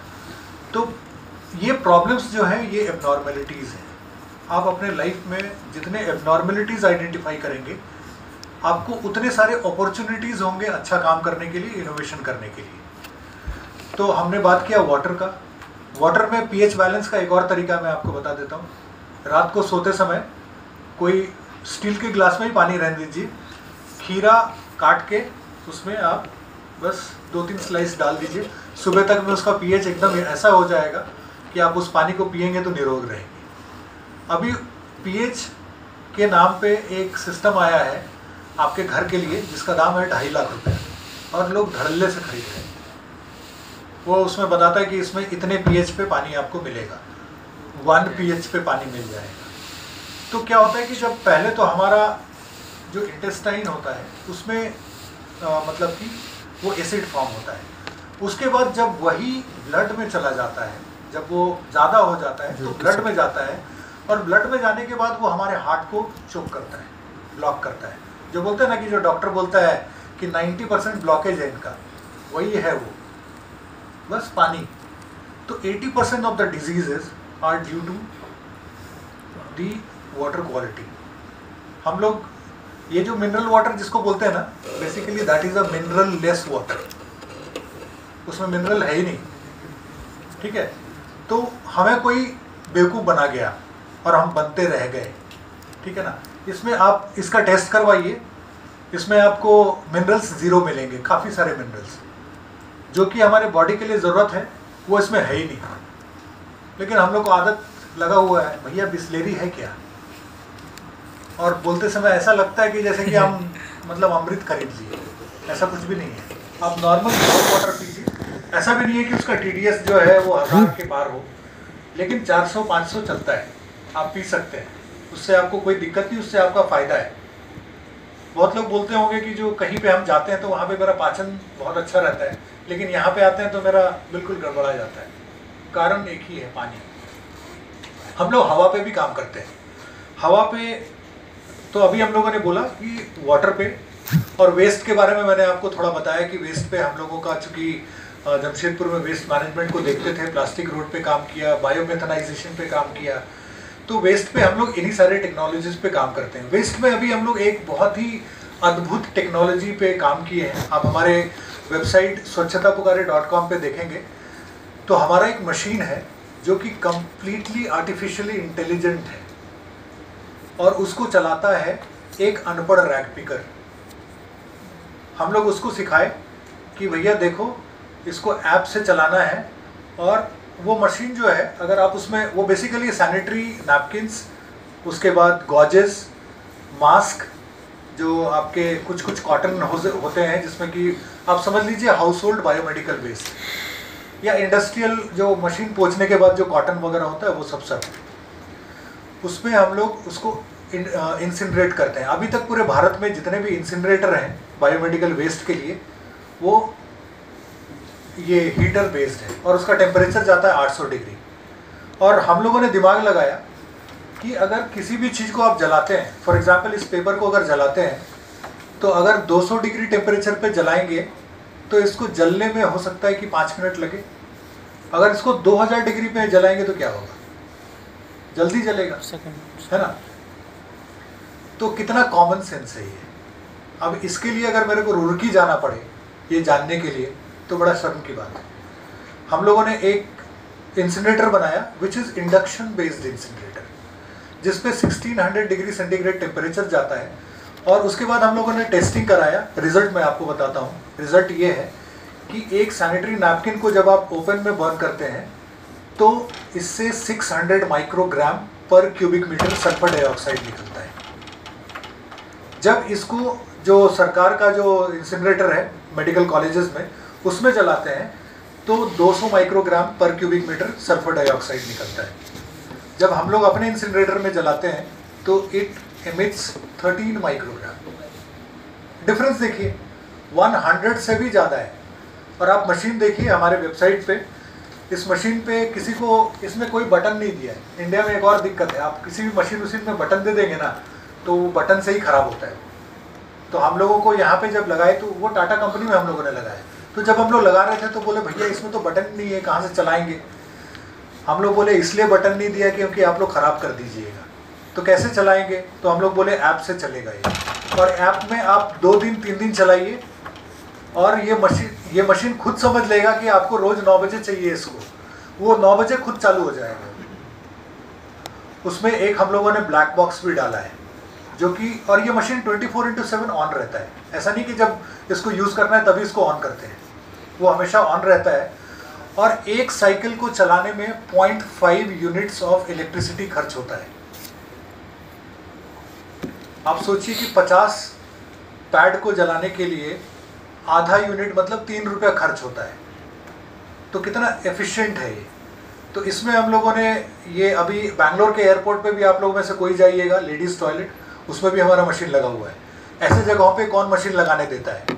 अगर वो उसका कॉन्सेप्ट अच्छा नहीं है, अगर वो वैसे ही मतलब कि लोकल स्केल वाला है, तो कोई लगाने नहीं देता है। तो it is there in Bangalore airport. Goa municipal corporation use कर रही है और जमशेदपुर में हम लोग तो इस्तेमाल कर ही रहे हैं। तो वेस्ट मैनेजमेंट में हम लोग कुछ इस तरीके के ही काम पे अभी हम लोगों का चल रहा है। एयर में we are working on filterless air purification technologies. बहुत लोग फिल्टर वाला यूज़ करते हैं, कंपनी में जाएंगे, बैग फिल्टर्स होते हैं, इलेक्ट्रोस्टैटिक प्रेसिपिटेटर्स होते हैं। तो ये सब क्या होता है कि उसके फिल्टर्स को बार बार मतलब कि चेंज करना पड़ता है, मेंटेनेंस कराना पड़ता है। हम लोग फिल्टरलेस टेक्नोलॉजी पे काम कर रहे हैं, जो कि एक कैलिफोर्निया बेस्ड कंपनी है, जिसका कि अभी एक यूनिट इंडिया में भी खुला है। और इसका जो CEO है वो 22 साल का है, अंगद दरियानी। आप उसको, उस बच्चे को देखिएगा गूगल पे, अभी तक 9 टेड टॉक दे चुका है वो, और जॉर्जिया यूनिवर्सिटी से पढ़ा है। वो 9th में पढ़ाई छोड़ चुका था वो, उसके बाद घर से ही पढ़ के फिर वहाँ से उसने बीटेक किया। तो बेसिक्स बहुत इम्पॉर्टेंट है जानना, करना क्या है वो बहुत इम्पॉर्टेंट है। अगर हम एक ऐसी चीज़ बनाए जिसमें बराबर वो मतलब कि प्रॉब्लम आता ही रहे, फिल्टर्स चेंज करते ही रहने पड़े, तो फिर वो तो एक रिकरिंग एक्सपेंडिचर है और वो टेक्नोलॉजी कोई ना कोई फिर बाद में आके चेंज करेगा। तो अभी आप देखेंगे कि घर में बहुत लोगों के एयर प्योरीफायर रहता है, 30,000 25,000 का, शार्प का रहता है, पैनासोनिक का रहता है, सोनी का रहता है, और वो अभी एक स्टेटस सिंबल हो गया है कि हमारे घर में एयर प्योरीफायर है। जबकि आपको बता के मेरे को बड़ा अजीब सा लगता है कि हमारे पूर्वज ऐसे कई सारे पौधे लगाते थे जो कि वॉलेटाइल ऑर्गेनिक कंपाउंड्स को कम करता था, ह्यूमिडिटी को कंट्रोल करता था, और आपके घर में है पपीता। तुलसी क्या है? तुलसी पपीता है। पपीता, तुलसी, लिली, उसके बाद फर्न, ये सभी प्लांट्स जो हैं, ये सभी में वो क्वालिटी है जो कि आपके घर को प्यूरिफाई करता है, पूरा एयर को प्यूरिफाई करता है। आप अपने कॉलेज के बालकनी में लगा दीजिए, और आप अभी तो 10,000 रुपये का एयर को मॉनिटर करने का यूनिट आ गया है। एक कंपनी है, उसका नाम है एयर वेदा। जैसे आयुर्वेदा है वैसे वो एयर वेदा है। आप सर्च कीजिएगा अमेजोन में, आपको मिल जाएगा। और एयर वेदा बैटरी से चलता है, और आपको एक छोटा सा यूनिट है, उसमें PM 2.5, PM 10 मतलब पार्टिकुलेट मैटर का, 2.5 माइक्रोन का, 10 माइक्रोन का, carbon monoxide, sulphur dioxide, NOx, ये सभी चीज़ उसमें आता है। तो आप पहले मेज़र कर लीजिए, बेस लाइन ले लीजिए, ये प्लांट्स लगा दीजिए, देख लीजिए, आपको फ़र्क नज़र आएगा। तो हम लोग क्या है कि टेक्नोलॉजी यूज़ करके अगर इन्वायरमेंट को ठीक करना चाहते हैं, टेक्नोलॉजी यूज़ करके अगर हम वाटर को ठीक करना चाहते हैं, तो शायद पॉसिबल नहीं है। It has to be combination of both. हमारे एंसेस्टर का जो नॉलेज था वो, और अभी के जो टेक्नोलॉजी है वो, दोनों को मिला के हम लोगों को काम करना होगा, तभी होगा। तो एयर पे भी हम लोग इस तरीके से काम कर रहे हैं अभी, लेकिन हम लोग काम करते हैं कारखानों के साथ। थोड़ा पैसा देता है, थोड़ा घर भी चल जाता है। हम लोग कितना एक्सपेरिमेंट खुद से करेंगे। एक और एरिया है सॉइल। सॉइल में आप देखिए कि लोग आज ऑर्गेनिक के नाम पे सब कुछ बेचते हैं, लेकिन ऑर्गेनिक है कुछ भी नहीं। जो भी बोल रहे हैं कि ऑर्गेनिक है, ये सॉइल ही कंटामिनेटेड है, तो आप कुछ भी उगाओगे तो वो तो ऑर्गेनिक हो ही नहीं सकता है। हम लोग काम कर रहे हैं लैंडलेस फार्मिंग पे। लैंडलेस फार्मिंग सुनने में कैसा लग रहा है? अच्छा नहीं, हम लोग काम करते हैं जैसे कि नदी, तालाब है, तालाब में हम लोग बेड बनाते हैं, तालाब के अंदर में ही। कैसे बनाते हैं? एक 20 फीट बाय 6 फीट का बैम्बू का एक स्ट्रक्चर बनाते हैं, और उसमें हम लोग वाटर हाइसिंथ को डालते हैं। 3 फीट हाइट जब हो जाता है, उसके बाद उसी के ऊपर में हम लोग खेती करते हैं। मतलब कि उसमें आप कोई भी साग उगा सकते हैं, हल्दी उगा सकते हैं, अदरक उगा सकते हैं, जो भी आप सोचेंगे वो, लौकी उगा सकते हैं, ये कम्प्लीटली उसको पानी देने का भी ज़रूरत नहीं है, वो नीचे से पानी लेता है। अभी वेस्ट बंगाल में हम लोगों ने कुछ कुछ जगह पे शुरू किया है। यहाँ पे प्रॉब्लम क्या है कि तालाब तो बहुत सारे हैं, लेकिन जब आप कुछ करने जाइएगा तो वो किसी का नहीं होता है। उसके पहले आप जाएंगे तो वो सबका होता है। तो जो किसी का नहीं है वो सबका कैसे हो सकता है? तो हम लोगों ने बोला कि जो अभी सरकार अगर चाहेगी तो करेंगे, वरना हम लोग अपने मन से करेंगे। तो पता चला कि आज हम लोगों ने किया और जब फसल तोड़ने का टाइम आएगा तो वो सभी लोग आ जाएंगे कि ये मेरा है, ये मेरा है। तो हम लोग जहाँ पे भी कंट्रोल्ड कंडीशन में है वो तालाब, वहाँ पे ये काम कर रहे हैं। उसमें क्या है कि जो तालाब, मान लीजिए एक गोल तालाब है, उसके चारों बगल की खेती है, मतलब कि पानी में लगा हुआ, मतलब कि वो फ्लोटिंग आप समझ लीजिए खेती है ये, और बीच में फिशेज है। तो एक तालाब से कितना सारा चीज़ हम लोग कर सकते हैं, और वो कम्प्लीटली ऑर्गेनिक है। इस पे हम लोग काम कर रहे हैं। वाटर हाइसिंथ पे आप लोगों को बताया कि काम कर ही रहे। हम लोग नर्सरीज भी हमारा है। हमारा अभी कलकत्ता में 2 नर्सरी है, खड़गपुर में 2 नर्सरी है, जमशेदपुर में 2 नर्सरी है। तो हमारे नर्सरीज में बेसिकली हम लोग ग्राफ्टेड प्लांट रखते हैं, सीड के प्लांट्स हम लोग नहीं रखते। हम लोग ग्राफ्टिंग, बडिंग, जो थोड़ा सा लगे कि इसमें थोड़ा दिमाग लगाया हुआ है, वैसे काम करते हैं। मैंगोज़ के काफ़ी सारे वैरायटीज़ हैं हमारे पास, अमरूद के वैरायटीज़ हैं, लीची हैं, ड्रैगन फ्रूट पे हम लोग काम करते हैं, कटहल है, जामुन है। तो बेसिकली फ्रूट ट्रीज। क्योंकि जब हम लोग बायोडाइवर्सिटी की बात करते हैं और ट्रिपल बी की बात करते हैं, बर्ड, बटरफ्लाई और बीज की, तो नीम के पेड़ पे बर्ड, बटरफ्लाई और बीज आपको नहीं मिलेगा। अगर उसके खाने के लिए हम कुछ रखेंगे तभी वो आएगा। हम लोग जंगलों में आप देखेंगे कि तो फल का पेड़ आजकल नहीं मिलता है, और हम लोग बोलते हैं कि यहाँ पे हाथी कम हो रहे हैं। उनका खाना ही नहीं रखेंगे तो वो आके करेगा क्या? तो हम लोग फ्रूट के ट्रीज़ को भी काफ़ी प्रमोट करते हैं। और जब आप लोग जिसमें जो भी जमशेदपुर के हैं वो हमारे नर्सरी को सापड़ा में विज़िट कर सकते हैं। काफ़ी बड़ा नर्सरी है, और वहाँ पे हमारे कम से कम मोर देन 50,000 प्लांट्स हैं। कलकत्ता में जो नर्सरी है उसमें हमारा 3 लाख से ज़्यादा प्लांट है, और उसमें सभी वैरायटी हैं, सीजनल्स हैं, ऑर्नामेंटल्स हैं, मेडिसिनल हैं, सभी पे हम लोग काम करते हैं। और तो सॉइल पे भी हम लोग काम कर रहे हैं। एनर्जी पे जैसा मैंने बताया कि सोलर में हम लोग पेट्रोनस के पार्टनर हैं। अभी जमशेदपुर में हम लोगों ने पहला एक प्रोजेक्ट लगाया है, सेंट मैरीज स्कूल है, उसमें 100 किलोवाट का हम लोग इंस्टॉल अभी मतलब चल रहा है, अभी कंप्लीट नहीं हुआ है। और हमारा एक और प्रोडक्ट है जो कि बड़ा ही मतलब कि कॉपीराइट प्रोडक्ट बोल सकते हैं, वो पूरे स्ट्रक्चर के साथ है। मतलब अगर आप अपने छत पे करते हैं तो आपको छत पे एक और तल्ला बनाने की ज़रूरत नहीं है, वो खुद में एक फ्लोर हो जाता है, और उसमें उसको घेर के आप कमरा बना सकते हैं। हमारा प्रोडक्ट मनीष मल्होत्रा के घर में लगा हुआ है, धर्मेंद्र के घर पे लगा हुआ है, आप देख सकते हैं। मैं आयुष को या हर्षित को भेज दूंगा ये वीडियोस और डिटेल्स, आप उनसे ले सकते हैं। तो energy, water, waste, air, soil पे ही हमारा केवल काम है। और अगर इस ज़िंदगी में हम लोग इस पे भी कुछ कर पाएँ तो हम लोगों का बहुत बड़ा सौभाग्य होगा कि हम लोगों ने कुछ किया है। तो ये टॉपिक बताने का मेरा मकसद यही था कि इसमें काफ़ी सारे इनोवेशंस आने हैं। इसमें हुआ कुछ नहीं है। हमारे पूर्वज आम का बगीचा लगा के गए, उसके बाद किसी ने कुछ नहीं किया। हमने तो एक भी पेड़ नहीं लगाया उसमें। लेकिन अभी भी अगर हम गांव जाते हैं तो हमें इच्छा होती है कि हमको गांव में आम मिले खाने को, बगीचा में बहुत सारा पेड़ हो। तो हर एक पेड़ का एक लाइफ होता है। उनका लगाया हुआ पेड़ अब ख़त्म होने वाला है, तो हमको लगाना पड़ेगा, हमको आगे आना पड़ेगा।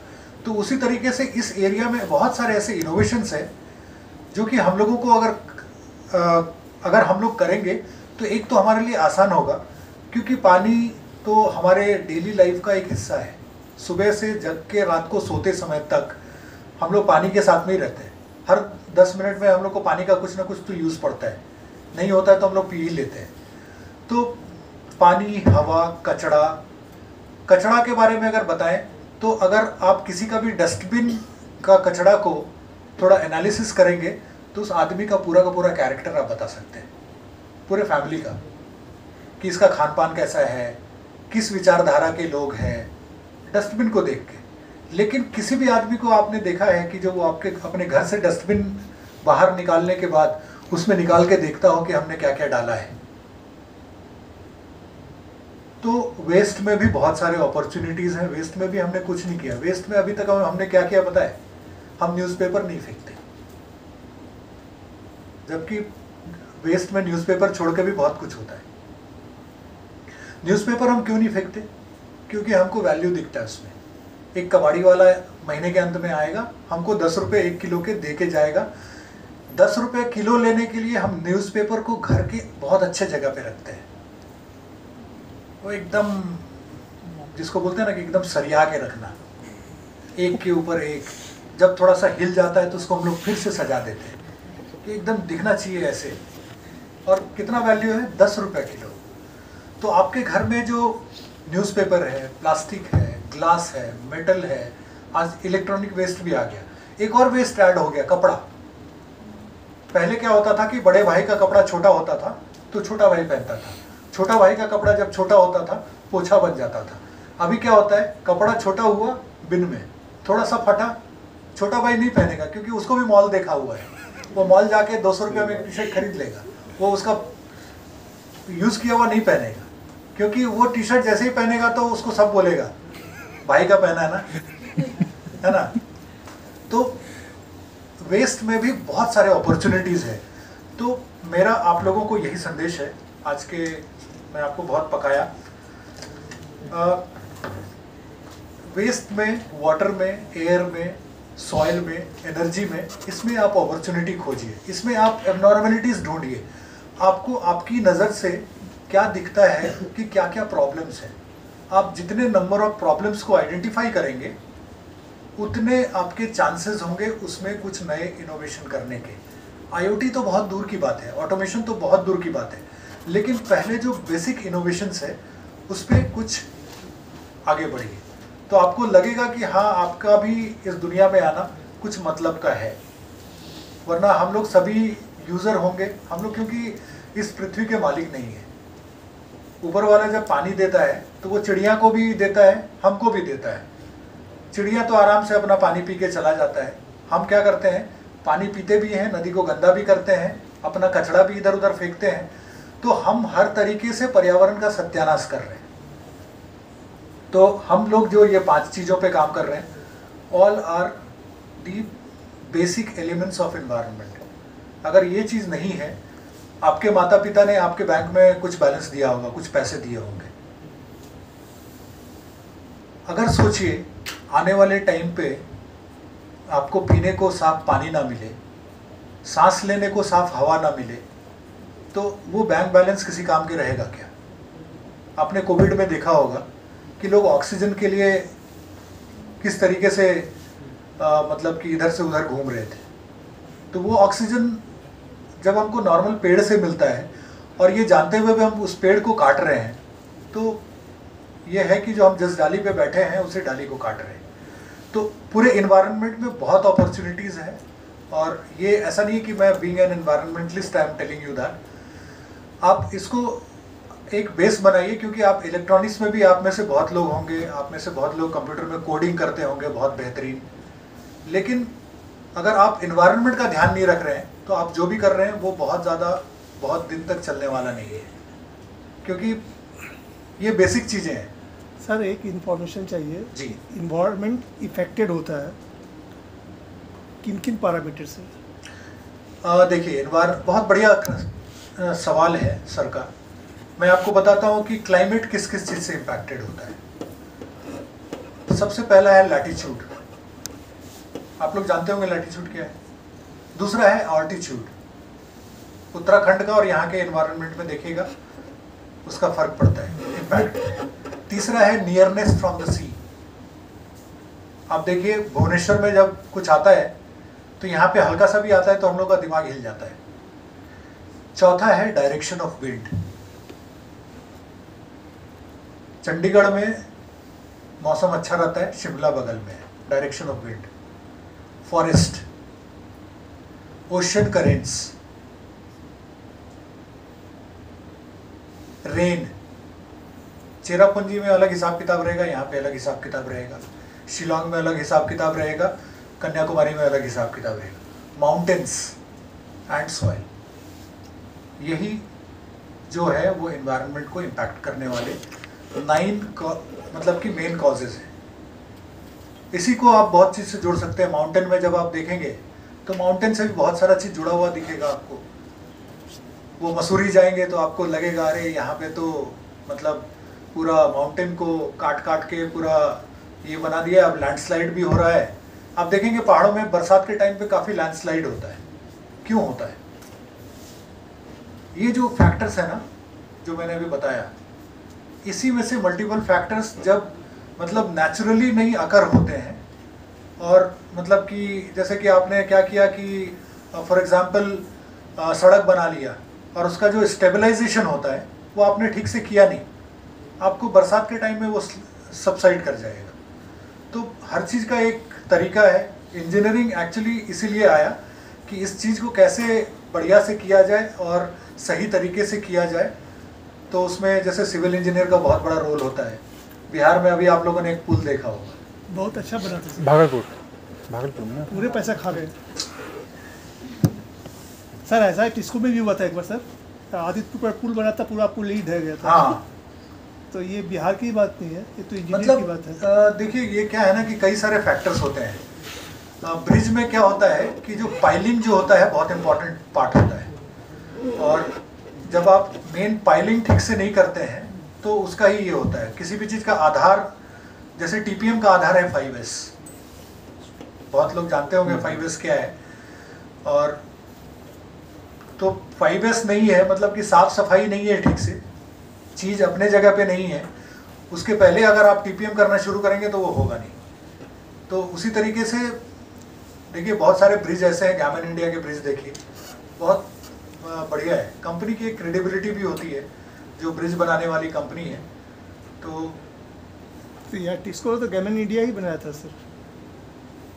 टिस्को में आप किस साल का बात कर रहे हैं? नियर अबाउट 84-85 की बात कर। तब तो शायद मैं 6th-7th में रहा हूँगा या यही शायद ब्रिज उससे। बन रहा था पैरेलल में, अच्छा, आइडिया नहीं तो है। गैमन ही बनाया था, बट कोलैप्स। तो ये हो सकता है सर। नहीं, ये होता क्या है सर कि जिस समय में हम इसका स्टार्टिंग फेज कर रहे हैं, और बनाने वाले तो नेचुरली आम आदमी ही होते हैं, बिल्कुल बिल्कुल। तो उसमें अगर किसी ने लैक कर दिया किसी कारण से तो डर। ये कहना बहुत मुश्किल है सर कि वहाँ का बनाया वो गिर गया। उसमें बनाने वाले कौन है और उस पर काम करने वाले कौन है, वो बहुत बड़ा इफेक्टिव पार्ट है। देखिए जब हर शाख पे उल्लू अगर बैठा है तो क्या कीजिएगा? तो उसका कुछ नहीं हो सकता है। अभी कहते हैं सर कि इन्वायरमेंट टोटली डिफरेंट फैक्टर बताया, लेकिन सबसे बड़ा फैक्टर तो कंपनी बैठा कर रखा हुआ है। सारे आज से कुछ दिन पहले 19 के बाद 90 से पहले 1990 के पहले गोविंदपुर एक हरियाली रास्ता, वहाँ लोग जाते थे इसलिए कि वहाँ इन्वायरमेंट बहुत ही अच्छा है। जब से लाफार्ज बनाया टिस्को ने, उस एरिया का पूरा नक्शा ही बदल दिया। तो लाफार्ज को तो टाटा ने बाद में लिया शायद। नहीं, टाटा ने ही बनाया, लाफार्ज को बेच दिया।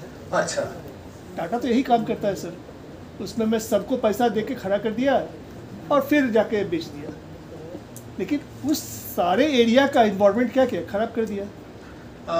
जमशेदपुर में सर मेरा आना 2005 में हुआ। मैं धनबाद से हूँ, और धनबाद में जिस तरीके से इन्वायरमेंट का दुर्दशा हुआ है सब जगह सर, उसको देखते हुए मेरे को जमशेदपुर बहुत अच्छा लगता है। नहीं, सब जगह का यही इफेक्ट है सर। जो पैसे वाले आदमी है अपने फ़ायदे के लिए इन्वायरमेंट को नहीं देख रहे हैं। शुरू में हम खराब करते हैं, फिर इसी को ठीक करते हैं, तो हमारा पैसा गया कहाँ? इकोनॉमिकली हम देखते हैं कि 0/0। हाँ वो तो है। तो फिर ऐसा काम क्यों कर रहे हैं हम लोग? आज की डेट में पूरे सिस्टम को गंदा कर रहा है इन्वायरमेंटल, यही बड़े थे कंपनी, और फिर हम जाते के सफाई करने जाते हैं। तो कंपनी वाले सफाई क्यों नहीं करते हैं इसको? हम इनोवेशन करते हैं, किस चीज़ के लिए इनोवेशन करते हैं? हमारे पास इतना टाइम नहीं है कि हम नया चीज़ डेवलप करें। हम क्या करते हैं, ख़राब करने वाले को कुछ नहीं बोलते हैं, उनके साफ करते हैं। ऐसा टाइम क्यों लगा सर?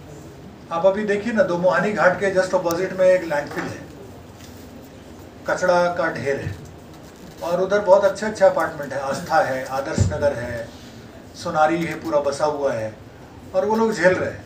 एनजीटी तक उसको मतलब कि जमशेदपुर की सरकार को, जेएनएससी को, मानगो नोटिफाइड एरिया को, सबको नोटिस दे चुकी है, कुछ हो नहीं रहा है, वही केवल अखबार है। वही चीज़ मैं बता रहा हूँ सर, जो खराब करने की भी पोजीशन हम ही है, तो साफ करने की भी पोजीशन, तो हमारा जो आउटपुट होगा वो क्या 0/0 होने वाला है सर। लेकिन हम लोग पूरी टाइम जो आपने इतना समय लगाया, ऑफिशियली अगर कहा जाए टोटल इनपुट एंड आउटपुट को कंबाइन कर दिया जाए तो हमारा इफोर्ट 0 हो जाता है सर। ठीक है, लेकिन देखिए सर, ये अगर ऐसा सोच के हम लोग नदी की सफाई करने नहीं जाए, नहीं, नदी की सफाई की नहीं, उनकी लाइबिलिटीज भी होनी चाहिए। हाँ, हमारे सिस्टम में ये जा रहा है तो हम सफाई करने के लिए इफेक्टेड पार्ट को डेवलप करें। बिल्कुल, देखिए कंपनी पोल्यूशन कंट्रोल बोर्ड की तरफ से एक मतलब की चीज़ है जिसको बोलते हैं EPR, एक्सटेंडेड प्रोड्यूसर्स रिस्पॉन्सिबिलिटी। जो भी पोल्यूट कर रहा है, it is their responsibility to take care of it. जैसे ऐसा हुआ है सर, तो ऐसा फिर तो ये संस्था बनाना, ये सारा चीज़ बेकार है सर। अब आप देखिए ना सर कि यहाँ पे नदी को माँ कहते हैं और नदी कितनी गंदी है। इंग्लैंड में नदी को माँ नहीं कहते हैं, कितना साफ है।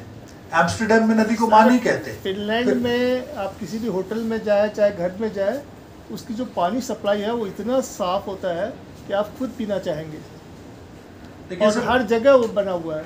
स्कैंडिनेवियन कंट्रीज में जैसे कि फिनलैंड हो गया, डेनमार्क हो गया, नॉर्वे हो गया, स्वीडन हो गया। मैं स्वीडन में एक यूनिवर्सिटी से जुड़ा हूँ और मेरे को स्वीडन 2-3 बार जाने का मौका मिला। तो वहाँ पे अगर वहाँ के चीज़ों से कंपेयर करेंगे इंडिया का, तो मतलब कि they are the happiest countries in the world.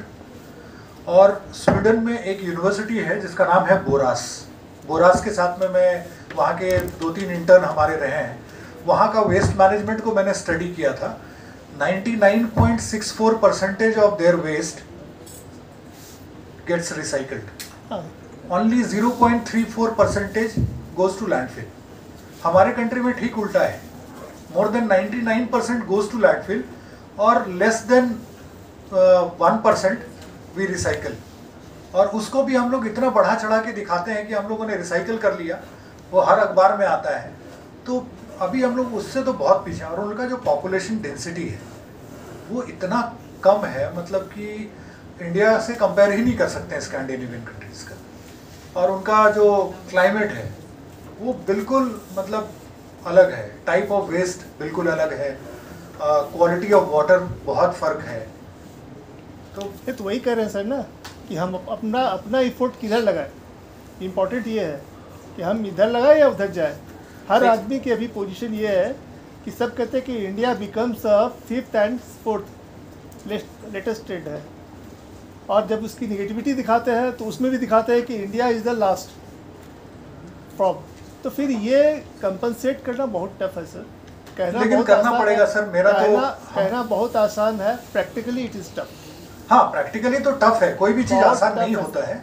लेकिन क्या है कि अगर हम सभी लोग और आपस में अगर योगदान देना आज से शुरू करें, क्योंकि जो युवा हैं अगर उनको वो सामने आएंगे तो डेफिनेटली होगा। हम अगर ये थक के अगर हार के ये कर जाएंगे, क्योंकि हम युवा के बारे में टेंशन ये है सर कि यहाँ से निकले, जॉब नहीं मिलेगा तो गार्जियन थपड़ी आएगा, पीटेगा। इनके नज़र में तो हरदम ये रहता है कि हम यहाँ से निकले, हमको जॉब मिलना चाहिए। नहीं, यहाँ पे तो बहुत अच्छी जगह पे है जॉब। तो सर अच्छे जगह होने के बाद भी उनके पास टेंशन है। और अगर 6 लाख का जॉब मिला तो गार्जियन 10 डंडा मारेगा। 18 वाला पैकेज तुमको क्यों मिला? 15 लाख का किसी को मिला तो गार्जियन थोड़ा खुश होगा, और थोड़ा हैवी मिला तो वाह मेरा बेटा बहुत अच्छा है। तो बच्चे तो अभी से ही एक मेजरमेंट के अंदर में बंधे हुए टेंशन लाइफ जी रहे हैं। वो क्या सोचेंगे सर सोशल सिस्टम में डेवलप करने का? बात आपका बिल्कुल सही है, एकदम 100%। इसलिए हम इन लोगों को 2 सरदर्द और दे दिए कि कोई भी चीज़ में सस्टेनेबिलिटी और बायोडाइवर्सिटी को ध्यान में रख के अभी से अगर उसको दिमाग में रखेंगे तो जिस भी कंपनी में काम करेंगे शायद उसके थ्रू ही उसमें कुछ योगदान अगर इनको आज ये बता दीजिए कि इससे 15 करोड़ रुपया फ़ायदा है तो आज के डेट में लोग छोड़ के यही काम करेंगे, क्योंकि इनके दिमाग में बैठा हुआ है कि मुझे इससे कम मिला तो घर की प्रॉब्लम बढ़ेगी। और सोसाइटी भी यही है सर, सोसाइटी भी हमारा उसको रिप्रेजेंट करता है जिसकी स्किल बहुत हाई है। तो सोसाइटी का भी एक बहुत बड़ा इफेक्ट इस साइड था। ये तो बात सही है। हम भी जब नौकरी छोड़े थे, मेरे को मिलता था 2,95,000 रुपये महीना काट कूट के, तो मतलब मोटा मोटी मेरा पैकेज वही 65-60 के लगभग का था सालाना का। तो काफ़ी एक्सपीरियंस के बाद उतना मिलता था। तो मेरे घर वाले मेरे को एक्चुअली मतलब बहुत ख़राब दृष्टिकोण से देख लेते। यही है। तो मेरे पिताजी बोले कि ये क्या कर दिए तुम, और हम किसी को घर में बताए नहीं कि नौकरी छोड़ रहे हैं। हम ऑफिस गए और मेरे को लगा कि मेरे को देश के लिए कुछ करना चाहिए, तो इसके लिए किसी से पूछने का दरकार नहीं है। हम उधर से घर आए और वाइफ को बोले कि हम छोड़ दिए, तो उसको लगा मजाक कर रहे हैं, क्योंकि बहुत बार बोल चुके थे। तो दूसरा दिन हम नहीं जा रहे हैं ऑफिस, तो बोले कि अरे जाइएगा नहीं क्या? हम बोले कल ही तो बोले थे छोड़ दिए। तो बोले सही में? उसके बाद से वो एकदम चिंता में आ गए। तो वो बोले कि जो मेरे घर में किसी को बताइएगा मत, वो लोग सुनेगा तो फिर बहुत परेशान हो जाएगा। अच्छा बताइए करिएगा क्या?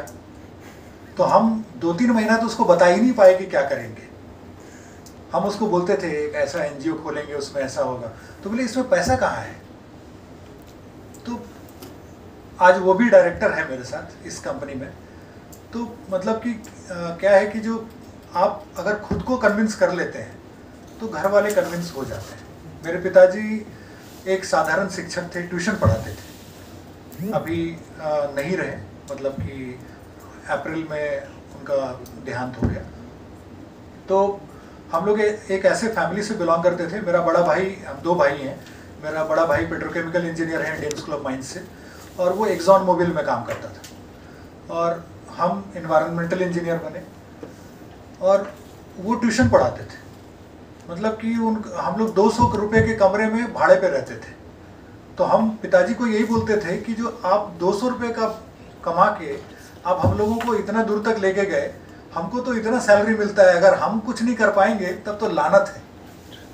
तो फिर उनको थोड़ा कॉन्फिडेंस आया, बोला नहीं कर लेगा। तो उसके बाद अभी मेरा 1.5 साल हुआ है। 1.5 साल में कुछ प्रोडक्ट हमारा चल पड़ा है, और मतलब कि खाने को हो जाता है। अब इस टाटा में एक स्कूल है सर, इसको कहते हैं NSIP, नेताजी सुभाष इंस्टीट्यूट, ऐसा ही कुछ स्कूल है। जी जी जानते हैं। उस स्कूल का सबसे अच्छा फंडा क्या है कि अगर लड़का फेल किया तो बहुत खुश होता था। ये जो नेताजी सुभाष जो बालीगुमा के पास है, हाँ, उसका फंडा सुन लीजिएगा, या कभी जाइएगा तो हम गए हैं। हाँ, तो उसके MM सिंह से बात कीजिएगा। तो जब भी लड़का फेल होता था, अच्छा, 12 में या 10 में, बहुत खुश होता था। मतलब ड्रॉप आउट एक और आ गया? नहीं, ड्रॉप आउट उसके लिए 1 साल कोई काम ही नहीं करना है और मुफ्त का पैसा आना है। क्या बात? और प्रैक्टिकल में 4,000 रुपया हर इंच पर मिलेगा। तो इससे अच्छा बेनिफिट उसको मुझे लगता ही नहीं था, और यही फंडा उसको डेवलप किया, आगे बढ़ते गया। वो जो पैसा एक साइड से आते गया, आज की डेट में वो भी एक ग्राउंड फ्लोर से उठ के हाई फ्लोर पर पहुंचा है। तो सबका अपना अपना प्रिंसिपल है सर। बिल्कुल। अभी मेरा भांजा है, मतलब वो उसका JEE एडवांस में निकाला है, और उसको IIT खड़गपुर और पुवई और ISM मिल रहा है। तो मेरे जो बहनोई हैं वो भी प्रोफेसर हैं, फिजिक्स के हेड ऑफ द डिपार्टमेंट है झांसी यूनिवर्सिटी में। तो वो उसको फोर्स किए हुए हैं कि मतलब कि IIT मुंबई में पुवई में लेने के लिए। ये क्या बोल रहा है कि हम अब पढ़ाई नहीं करेंगे, हम तो एग्ज़ाम वैसे दिए थे, हम स्टार्टअप करेंगे। तो हम लोग को आश्चर्य लग रहा है, अभी 12th पास किया है वो, इसी साल 12th भी पास किया है वो, तो वो अभी क्या स्टार्टअप करेगा? तो हम उसको पूछे, बोले कि जो देखिए मामा, वहाँ पे जाके भी हम कोडिंग ही करेंगे। तो हम कोडिंग जब पिछले 3 साल से कर रहे हैं, क्यों ना अभी से करें हम फुल फ्लेजेड। उसके लिए मेरे को पढ़ने का ज़रूरत नहीं है। वहाँ पे जाके भी हम वहाँ पे एक्स्ट्रा कोडिंग का क्लास करेंगे, फिर उसमें अपना करियर ढूंढेंगे। तो हम अभी से करने लगते हैं ना। अब तो कोडिंग भी नहीं करना है सर, बोर्ड चैट पे आप बोलिए कोडिंग आ जाता है। हाँ, वो तो काफ़ी दिन हो गया वो। Chat GPT. हाँ, वो तो ऐसा है सर कि लेकिन चैट जीपीटी के भरोसे बहुत लोग फेल किया है सर। नहीं, फेल नहीं किया है, उससे तो एक आइडिया मिला। आइडिया है, लेकिन चैट जीपीटी ऐसा गलत तरफ आपको लेके चला जाएगा। हम भी अगर चैट जीपीटी पढ़ के आपके प्रश्न का जवाब दिए होते तो सेल्फ क्रिएटिविटी खत्म हो जाएगी सर हाँ, उससे। वो पूरा अलग है। उसके चैट जीपीटी का मेरे यही को है सबसे बढ़िया, AI यही है सर। चैट जीपीटी का मेरे को सबसे बढ़िया रोल क्या लगता AI का है? कंसेप्ट यही है सर कि आने वाले जनरेशन में पूरा ठप हो जाएगा, Eliminate चीट कर देना। करने वाले भी कोई मिलेगा नहीं। चैट जीपीटी रहा जब तक तब तक ठीक है, नहीं तो गया। चैट जीपीटी का मेरे को सबसे बढ़िया लगता है कि जैसे कि पहले बोलते थे कि अच्छा ठीक है, एक तो लेटर लिख दीजिए, हम आपका ये वाला काम कर देंगे। तो अब चैट जीपीटी लेटर लिख देता है अच्छे से, बीच बीच में आप अपने उसमें लिख देता है योर ऑर्गेनाइजेशंस नेम। अब तो एक वो सब में ऐसा भी समय आने वाला है सर कि चैट जीपीटी से पूछेगा खाना खाए, वो बोलेगा यस तो खाने जाएगा लोग। ये हालत होने वाला है। इतना डिपेंडेंट हो गया है। ये कह रहे सर कि ऐसा स्थिति है। क्रिएटिविटी थोड़ा कम हुआ है। बिल्कुल बिल्कुल। क्लास में अभी आप पढ़ा रहे हैं, उधर चैट जीपीटी बोलेगा सर ठीक पढ़ा रहे हैं, चैट बोलेगा नो, तो आपको बोले सर वेट हम एक क्वेश्चन कर रहे हैं। मैंने अपना भी दिमाग लगा। ये हालत है सर अभी। अच्छा, इसमें इंटरनेट है तो मैं एक बार वो आपको ये वाला वीडियो दिखाना चाहता हूँ।